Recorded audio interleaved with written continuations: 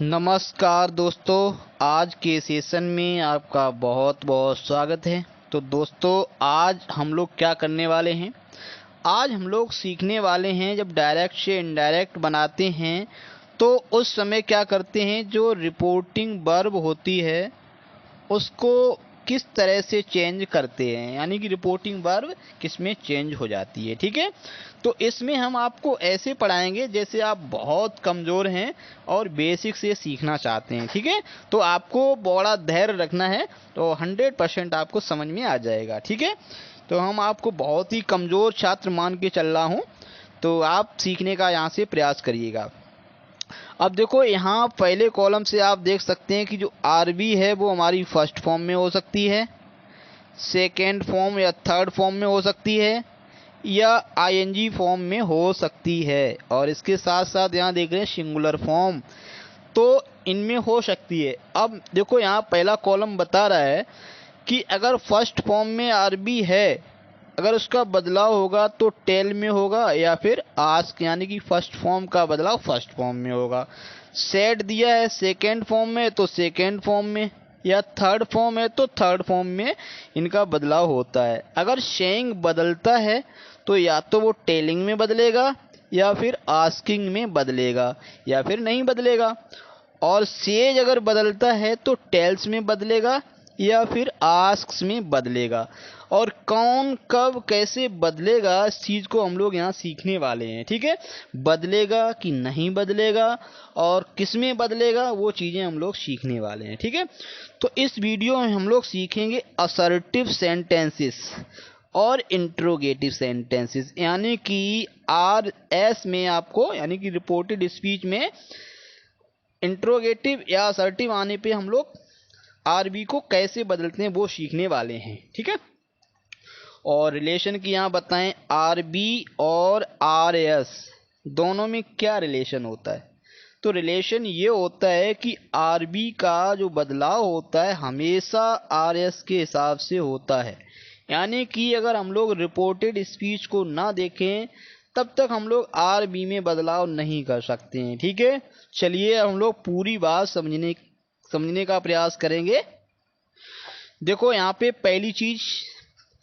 पहली इसमें आप देख रहे हैं, हम ये कह दें कि इसमें जो सेज लगा है उसमें कोई बदलाव नहीं करेंगे हम, सेइंग को टेलिंग में नहीं बदलेंगे, या सेड को टोल्ड में नहीं बदलेंगे। ठीक है, तो आप कहेंगे क्यों सर, क्यों नहीं बदलेंगे, तो वो सुनिएगा।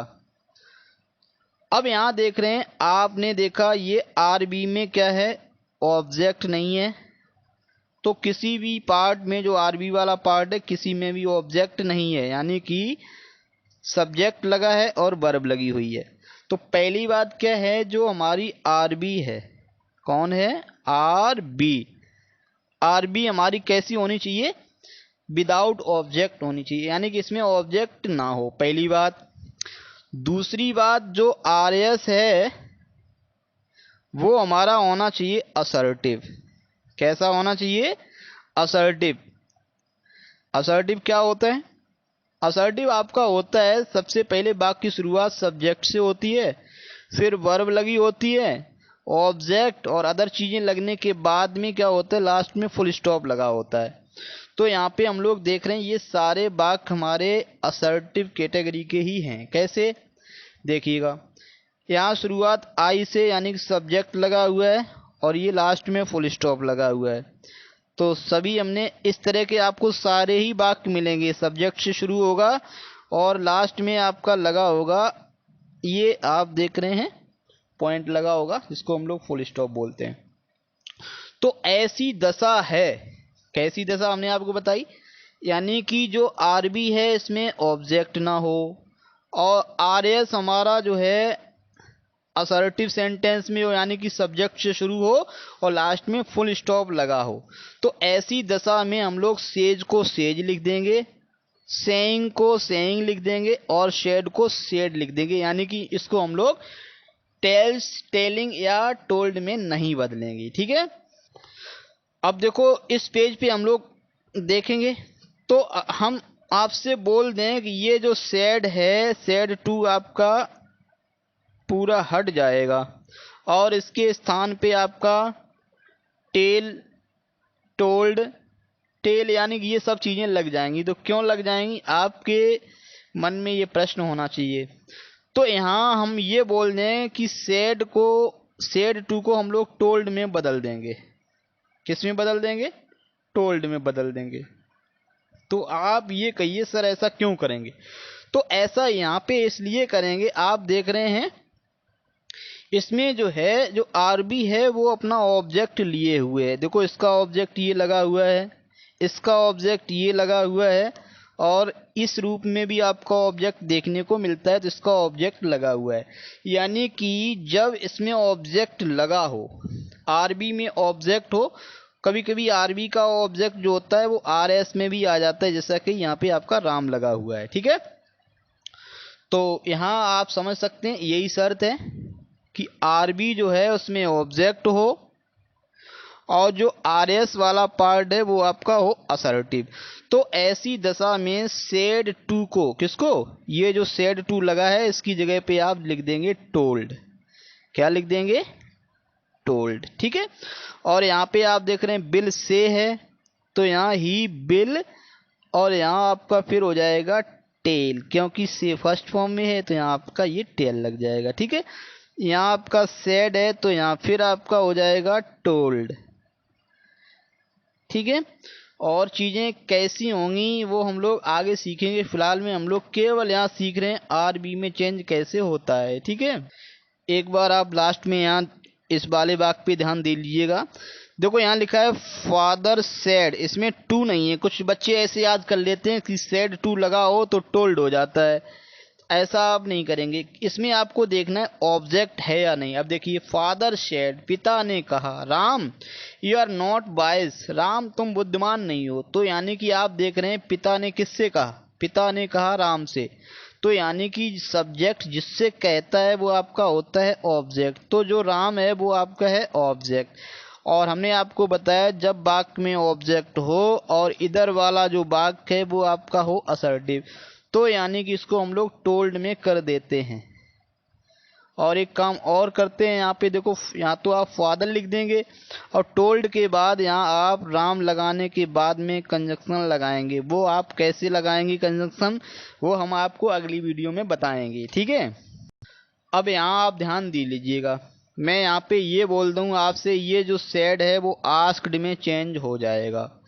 यानी कि जो सेड टू लगा हुआ है वो भी आस्क्ड में चेंज हो जाएगा, और आस्क तो पहले से लगा है तो इसमें कोई चेंज नहीं होगा। ऐसा आप नहीं करेंगे कि सेड को आस्क्ड में कर देंगे तो आस्क्ड आ जाए तो आप सोच रहे हैं इसका सेड हो जाएगा, ऐसा नहीं करेंगे। ठीक है, अब यहाँ पे ऐसा क्यों करेंगे वो हमारी बात अच्छे से सुनिएगा। तो ये जब आपका आरएस जो है, अगर ये हमारा है इंट्रोगेटिव, कैसा है, इंट्रोगेटिव मतलब प्रश्नवाचक है। प्रश्नवाचक से तात्पर्य, प्रश्नवाचक आपके दो तरह के होते हैं।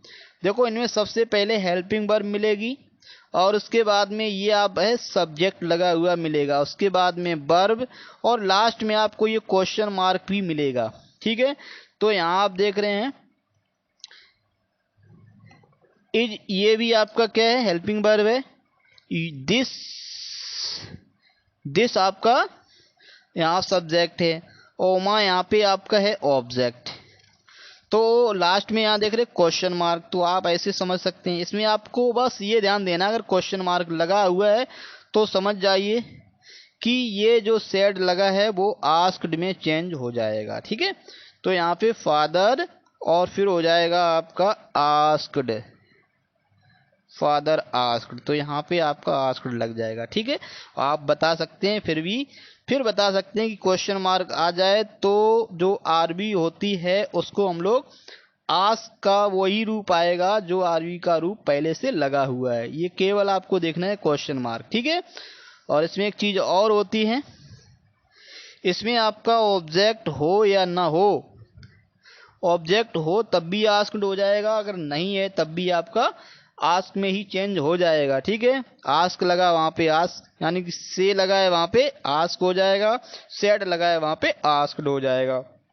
और यहाँ एक बार फिर देखने का प्रयास करिए, Uma is this your final decision, Uma क्या यह आपका अंतिम फैसला है? आस्क्ड राम, राम ने पूछा। तो राम ने किससे पूछा? उमा से पूछा। तो उमा हमारा है इसमें ऑब्जेक्ट, ठीक है। अगर वाक्य की शुरुआत करेंगे तो कैसे होगा, यानी कि राम, फिर आपका लग जाएगा आस्क्ड, ठीक है। यहाँ था आस्क्ड राम, लेकिन यहाँ लिखेंगे आप राम आस्क्ड, किससे? उमा से। और इसके बाद में कंजक्शन कैसे लगेंगे, क्या कंजक्शन लगेगा, हम लोग जानेंगे अगली वीडियो में। फिलहाल में इतना ही।